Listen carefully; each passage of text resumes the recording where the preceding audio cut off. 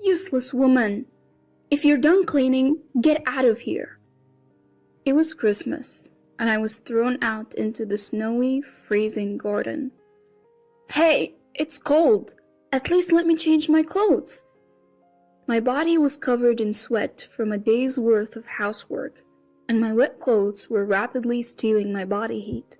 There you go! From inside the house, my mother-in-law, Nancy, threw my bag, coat, and shoes outside with a look of annoyance. The front door and windows were locked from the inside, and I couldn't get back in. I felt like I was going to freeze to death. I had to do something. My name is Mary, and I'm 50 years old. I work a part-time job as a cashier at a local supermarket. My husband Charles is a construction worker, and it's been 25 years since we got married. We've always lived in a small apartment, but a few years ago our only son, John, moved out to go to college. And since then, the room has felt both bigger and lonelier. We were never financially well off, but we managed to send our son to college. Last year he got married and moved to a condominium in the next town with his wife, Jessica, starting their life together. Around that time, Charles approached me and asked, "What do you think about moving in with my mom?" After Charles' father, David, passed away from an illness about 10 years ago, Nancy has been living alone. Our apartment wasn't far from her house, so we would visit her once or twice a month to check on her. Nancy in her late 70s seemed to be doing well, but Charles said he wanted to be there to take care of her just in case, given her age. Charles is an only child, and he seemed worried about his mother growing older. Feeling a bit lonely since our son got married, I could empathize with Nancy's situation and agreed to Charles' offer to live together. Charles' childhood home had a garden and, although a bit old, had enough rooms. A light renovation would make it spacious enough for the three of us to live comfortably. We didn't have enough money to build a new house, but we had enough saved up for the down payment on the renovation. The remaining cost could be covered by a loan. Through Charles' work connections, we found a renovation contractor, and the work was completed in about a month. Since we knew the contractor, they finished the job for less than the market rate, which helped us save money. I am not an old lady, you know. Jeez. Nancy put on a brave face, but she seemed to like the newly renovated house. Our son helped us move the heavy furniture, and the move was done in no time. Sitting in the newly renovated living room, drinking coffee with 3 generations of family, I felt a warmth in my heart, as if we were experiencing a family reunion for the first time in a long while. When we began living with Nancy, I noticed she hardly did anything around the house. Previously, whenever we'd pop in for a visit, it was never for long, so I hadn't really paid it much mind. When she lived alone, it seemed she just cleaned what was visible and barely did any other housework. She hardly cooked for herself, mostly relying on pre-packaged meals and supermarket deli foods. No wonder I found so many empty plastic trays and food containers in the house before we renovated, I thought to myself. It made sense to me. When I asked Charles about it, he mentioned she had always been that way, often using ready-made or frozen meals. I had heard that Nancy used to work full-time, so initially, I thought maybe her busy schedule was to blame. But now, even with all the time in the world at home, she doesn't cook, clean, or do laundry. Nothing. All those tasks fall on me, while she enjoys chatting over coffee with friends who come to visit. "Mary, make some coffee. Haven't you boiled any water? Do that at least." I'd hear Nancy's voice calling out to me almost every day. "I only let you guys move in because my son insisted, but you know, she's quite thoughtless," she would say to her friends. I never asked to move in with her. It was Charles who insisted because he was worried about his mom.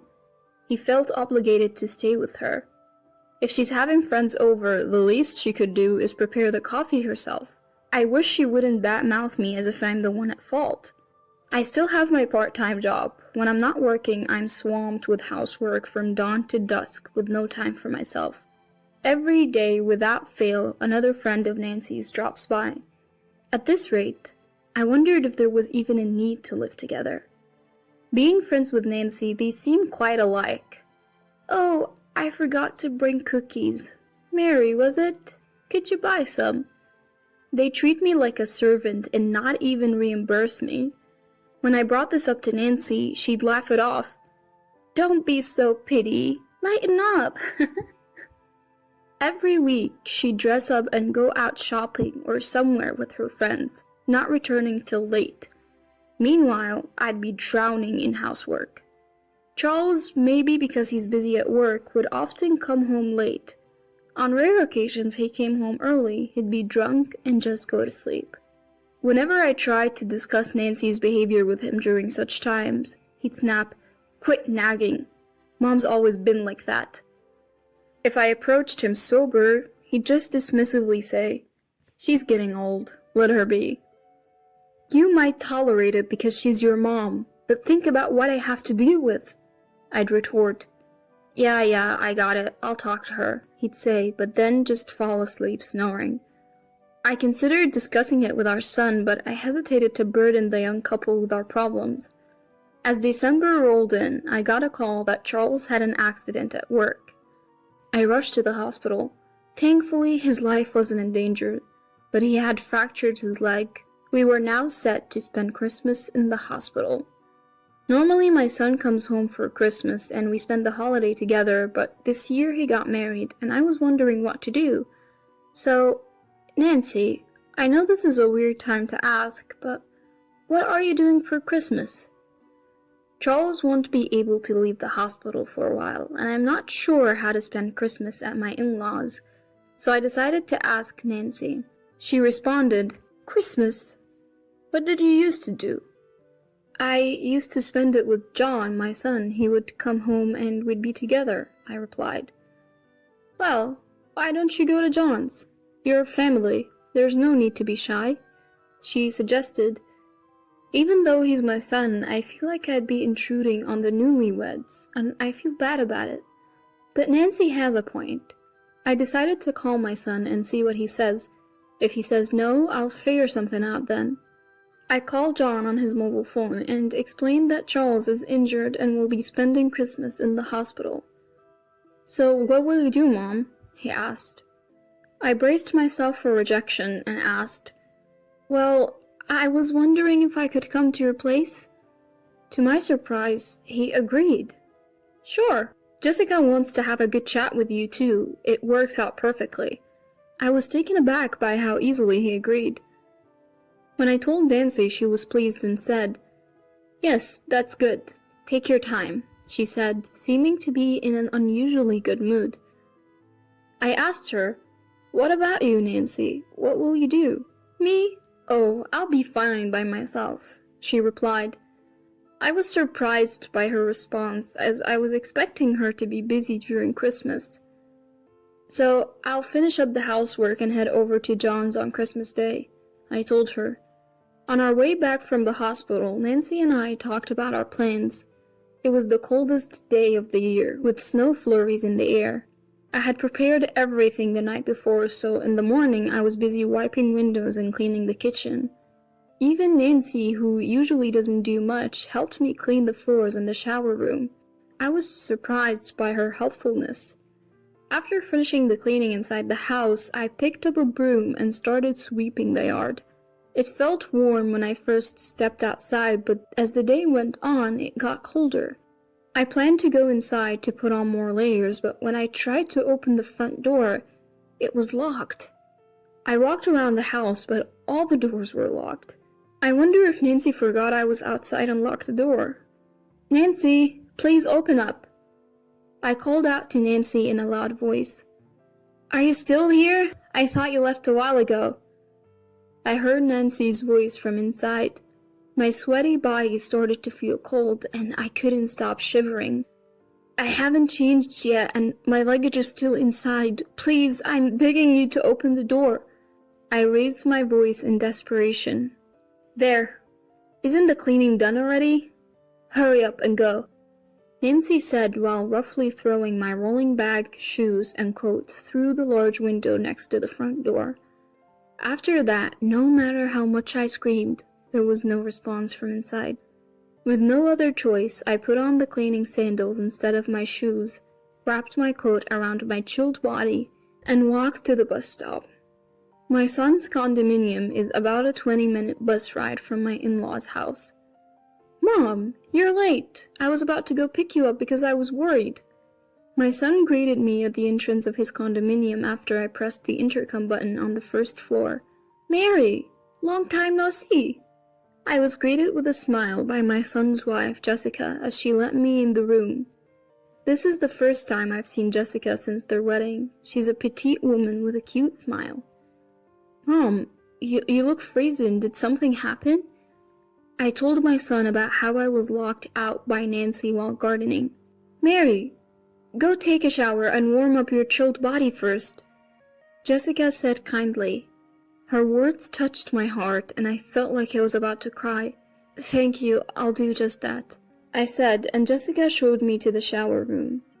As I took a warm shower, I could feel the warmth gradually returning to the core of my body and the sensation returning to my fingertips. It's been a while since I've taken such a leisurely shower. I felt a sense of peace that I had almost forgotten. Once I felt relieved and the hard things I had been through came flooding back, I started crying again. After the shower, a meal was prepared. "I'm not sure if it's to your liking, but please go ahead." Having a meal prepared for me without having to cook myself, it's been years since that last happened. I took a bite. Delicious. It was a nostalgic taste. "Jessica, you're a great cook," I complimented her. "I asked my mom for the recipe and practiced for today. I'm so happy. Thank you," Jessica said with a shy smile. It's been a while since I've had such an enjoyable meal. After the meal, I felt happy as I helped Jessica clean up the dishes. I didn't want to ruin the mood, but I began to quietly talk about what happened at my in-laws' house. My son considerately asked Jessica to leave the room. He probably didn't want her to hear too much. After listening to my whole story, my son seemed to remember something and said, "By the way, Nancy didn't pay much attention to me when I was little, and she didn't seem too happy either. Come to think of it, we only took him to his grandparents' house when he was little. It seems it wasn't just because he got busy playing with his friends that he stopped visiting them. She once told me to go away when I visited," he added. My son had his own thoughts about Nancy. He continued, "But I didn't think it was that bad. Once things settle down, let's go visit Nancy together," he said. Since we started living together, Nancy has treated me terribly, but today was a bit strange even compared to that. I felt relieved knowing that my son would be with me. After pouring out what was in my heart, I felt much lighter. I never thought we could talk about this kind of thing. My son has really grown up. The next morning, as per my usual routine, I got up early and was relaxing in the living room watching TV. I thought about preparing breakfast, but I didn't want to touch the kitchen without permission, so I decided to take it easy. My son and his wife were still asleep. Suddenly the phone rang. Who could it be this early in the morning?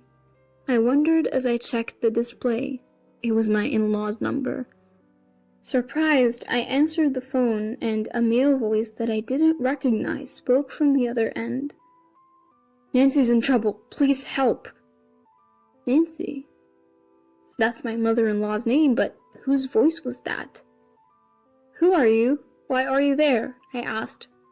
The man on the other end stuttered,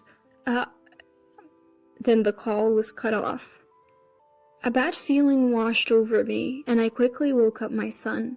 We headed to my in-laws' house together. When we arrived, the front door was unlocked. "Nancy?" We called out as we entered the house, but there was no response. My son and I cautiously proceeded inside. We didn't know the identity of the man from the phone call or if he was still there.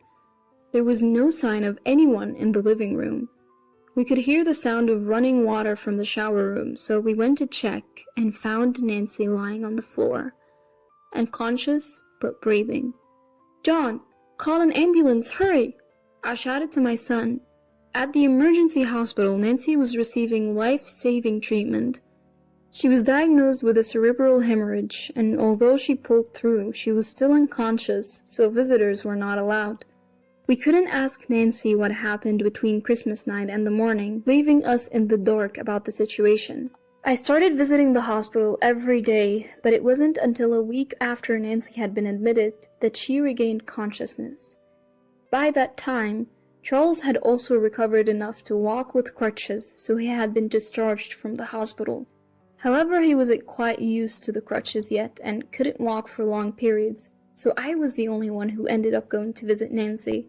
When I arrived at the hospital, Nancy was still bedridden. "Thank goodness you're okay, Nancy." I spoke to her, but Nancy just silently stared at the ceiling. "I received a call for John."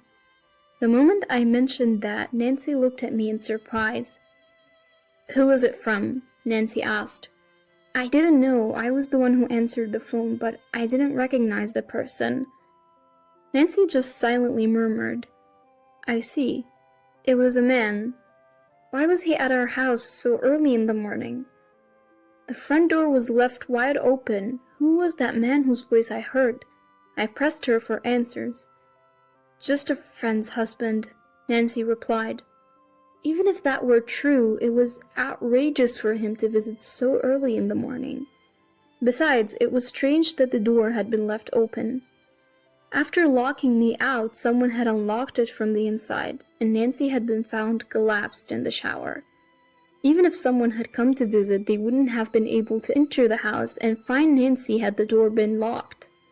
Also, the man had called John's condominium for my in-laws' phone. When I pressed Nancy further, she finally started to open up. "Alright, I'll tell you. That man was my lover, from even before I married David. And he was my lover while David was alive too. Are you happy now? Just leave me alone." I was dumbfounded by my mother-in-law's confession. She had brought her lover into our house during Christmas when we were away, and she had locked me out because he was already inside. I wonder when he had entered the house. She also revealed that after the renovation, she and her lover had planned to kick us out of my in-laws' house and live there together. It was an unbelievable story. They say late life love is a thing, but I wish they would just do it without involving us. I didn't want to be a part of it. In that case, please have him take care of you. We don't want to know anything about it. David is gone, and you are free to do as you please, I told Nancy. "You ungrateful brat! How dare you talk to me like that?" Nancy scolded me. She may have been bedridden, but her mouth was as sharp as ever. "Who's ungrateful? I've been doing all the housework while juggling a part-time job. The house is clean because we paid for it, remember?" With that, I left the hospital room. I could hear Nancy's sobs and curses behind me, but I didn't care. She could do whatever she wanted.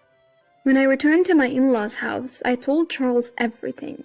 His response was shocking. "Ah, that guy. I've known about him for a long time. Dad's gone and Mom's all alone. Just let it go," Charles said. My head started spinning. How dare she try to kick us out after we spent money on renovations? Can you really ask me to forgive that? I was furious and yelled at Charles. "If Mom says so, we just have to put up with it." Charles said that to me, but I couldn't even look him in the eye. "Fine. I can't live with you any longer. I'm leaving," I said, pushing him away. "Don't say that. We've gotten along for over 20 years. Charles tried to stop me in panic, but my mind was made up. No. Nancy wants her freedom, and I'm going to take mine too. My son is married and has a happy family. There's no need for us to be husband and wife anymore. You're old enough. How about you graduate from Nancy too? I have no interest in a 50-year-old man who can't escape from being a mama's boy." Charles turned red and looked like he wanted to say something, but he was silenced by my words and said nothing. Now he just has to talk to Nancy and figure it out. I want nothing to do with them anymore. Later, Charles and I got divorced. For now, I've decided to live with my son and his wife until I find a place. My son says, "You can live with us as long as you want, but I want to enjoy my freedom for a while." I'll gratefully accept their offer in spirit. Meanwhile, Jessica is expecting a baby. I plan to help my son and his wife with the baby, but I don't want to interfere too much. I'll wait until they ask for help. Enjoying the growth of a child is a privilege of the parents. Children grow up in the blink of an eye. I hope they cherished their time as a family. Nancy has been discharged from the hospital, but she's paralyzed and now lives in a wheelchair. I heard her lover was married, so she didn't want to make a big fuss. So when Nancy collapsed, she didn't call an ambulance and instead called a number registered in her phone, which happened to be John's condo. The man disappeared without a word. All the friends who used to visit stopped coming, and her lover abandoned her. Now she can't move freely and lives a difficult life. Charles might be fired from his company because his broken leg hasn't fully healed, and he's no use in field work. I, on the other hand, have been promoted from part-time to full-time, and I'm about to find a new apartment. I'm looking forward to enjoying the second chapter of my life.